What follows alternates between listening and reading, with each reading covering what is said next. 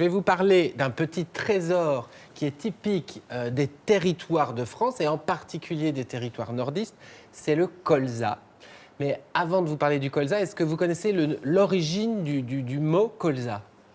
Moi, je sais. Donc Et je ça dirai. devrait vous parler, Annie. Ne le dites pas fort. Faites-moi un petit clin d'œil si vous le savez. Parce que vous êtes fan de Flandre et vous êtes même plus que fan. Vous êtes un peu experte de l'histoire des Flandres. Alors, colza,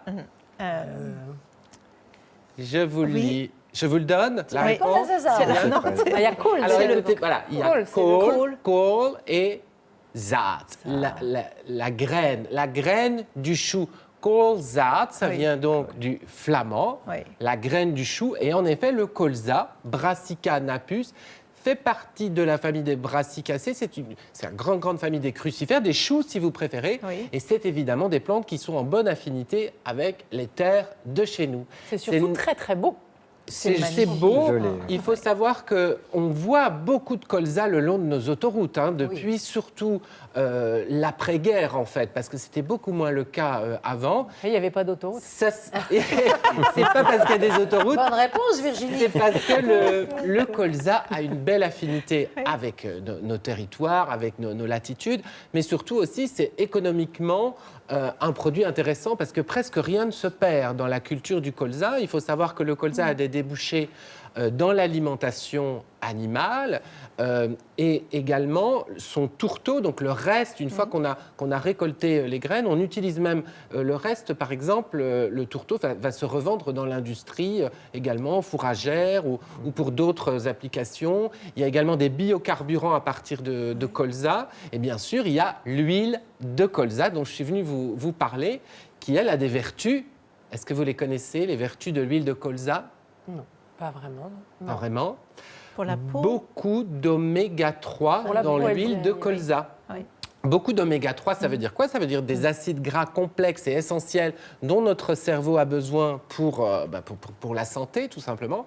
Et donc, vous allez me dire, il faut se ruer sur l'huile de colza, alors. Ah bah oui, ça, faut se ruer sur Dès que l'émission l'huile est de finie, colza. on fonce au supermarché et on bien. remplit le caddie. Alors, eh bien, justement, pas forcément. Par exemple, vous voyez ici, j'ai ramené une huile de colza industrielle. Celle-là, on l'achète Ça, pas. on la trouve en supermarché. Et j'ai ramené une huile de colza dont je vais vous parler après. Elles n'ont même pas la même couleur. Regardez, elles n'ont pas tout à fait la même couleur. Alors, celle-ci est industrielle, celle-ci est vierge et bio. J'en parle dans un instant. Il faut savoir que la plupart des huiles de colza qu'on nous propose en grande surface, malheureusement, sont des huiles raffinées, traitées d'une part. Donc, ça veut dire que les acides gras à longue chaîne sont abîmés lors de ce raffinage.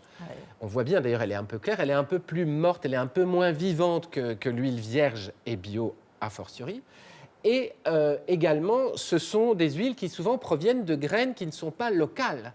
C'est assez dingue, mais on peut avoir de l'huile de colza made in France qui a été pressée dont les graines ont été pressées à partir de graines ukrainiennes. Mais par c'est valable pour Ah l'huile oui. d'olive aussi, c'est le cas de. C'est valable, d'huile, en fait. malheureusement, pour beaucoup d'huiles. Alors, j'ai contacté une association qui s'appelle Bio en Hauts-de-France, parce qu'ils font un travail extraordinaire pour aider des agriculteurs des Hauts-de-France à passer au colza bio, de façon à aussi pouvoir produire de l'huile vierge, c'est-à-dire pressée à froid et bio. On va voir un petit extrait de leur travail. Bio en Hauts-de-France fait un travail extraordinaire pour accompagner ces agriculteurs.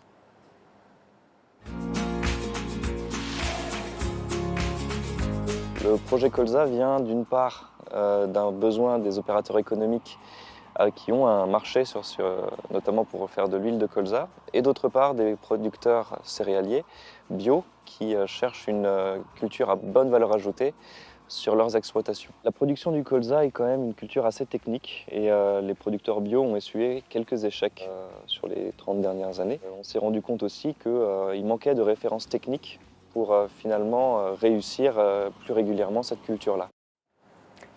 Voilà, on le comprend. Pour faire du colza bio, c'est plus compliqué que de faire du colza industriel. Il faut mettre d'autres plantes, il y a du travail manuel. Et néanmoins, c'est possible parce que moi, grâce à cette association, j'ai rencontré 3 agriculteurs de la région. C'est de l'huile de la région, du coup. Et donc, j'ai pu trouver à Roubaix de l'huile de colza produite par un agriculteur qui est situé tout près de Doulan. Donc vous voyez, les échanges se font bien. Donc ça, c'est de l'huile de colza vierge et bio qui est produite tout près de Doulan. Je vais vous inviter à la goûter parce que... on peut boire des verres d'huile comme ça? Alors, on ne va pas boire le verre, on va la déguster. On va, si vous voulez bien, prendre une toute petite gorgée, l'équivalent d'une demi-cuillère à café, par exemple. Julien, ça n'a pas l'air de vous tenter, pourtant vous en aviez... Ah ben non, vous n'en avez pas, pardon. Alors, mâcher l'huile, goûter, c'est comment? Gras. Oui, non, mais c'est gras, évidemment, il faut l'imaginer dans une sauce. Ça sent la noisette. Ça sent bon, oui. Voilà. Ça sent la noisette. Ça sent les champs. Ça sent les champs, c'est vivant. Il faut l'imaginer dans une... On peut faire une mayonnaise maison avec, on peut faire une vinaigrette, on peut la mettre également... toujours froide si possible dans une sauce froide, parce que l'huile vierge ne se chauffe pas, parce que sinon vous allez abîmer les acides gras. Et si vous en consommez une cuillère à café par jour en remplacement d'une autre source de graisse, par exemple en remplacement du beurre, ça vous fait la moitié des apports recommandés en oméga 3. Ah oui, pas forcément en buvant la cuillère, mais dans une sauce. Par exemple sur du pain ou dans la vinaigrette ou dans la sauce. Donc ça déjà c'est très intéressant. Elles sont bon en tout cas. À savoir. Et ce qu'il faut savoir aussi, c'est que même en cosmétique, en slow cosmétique, il y a la slow food, là on vient d'en parler, mais il y a aussi la slow cosmétique. Vous voyez, c'est une huile qu'on peut masser sur des zones sèches. Par exemple, si on a des petites plaques de... Bon, il faut évidemment suivre les conseils d'un dermatologue, mais si on a des petites plaques d'eczéma, c'est très conseillé. Mais la même, en fait, celle avec laquelle on fait la vinaigrette? Alors, non, la vierge et la bio. Donc, si vous trouvez... Mais c'est pas, je veux dire, en cosmétique, c'est pas une huile dédiée cosmétique, c'est la même huile de colza vierge et bio. C'est la même. Et d'ailleurs, l'huile de colza française vierge et bio a des débouchés aussi en cosmétique. C'est pour ça que des agriculteurs aussi sont très enclins à vouloir produire de l'huile. Parce que cette huile, on va la retrouver dans des savons, par exemple des savons sur gras, ou dans des crèmes, ou dans des laits pour peau atopique. Je ne sais pas pourquoi je vous montre, Anne-Sophie. Mais oui, alors Anne-Sophie, mais en même temps, elle se tartine le bras avec son huile. J'en ai mis un tout petit peu. Ça brille jusqu'ici. En fait, on peut se passer combien de temps? Merci. Merci Julien. Pour tous ceux qui veulent plus d'informations, on peut se référer à votre blog, l'essentiel de julien.com. Ça, c'est dit. Merci beaucoup pour tous ces éléments, Julien. Merci. Pour cette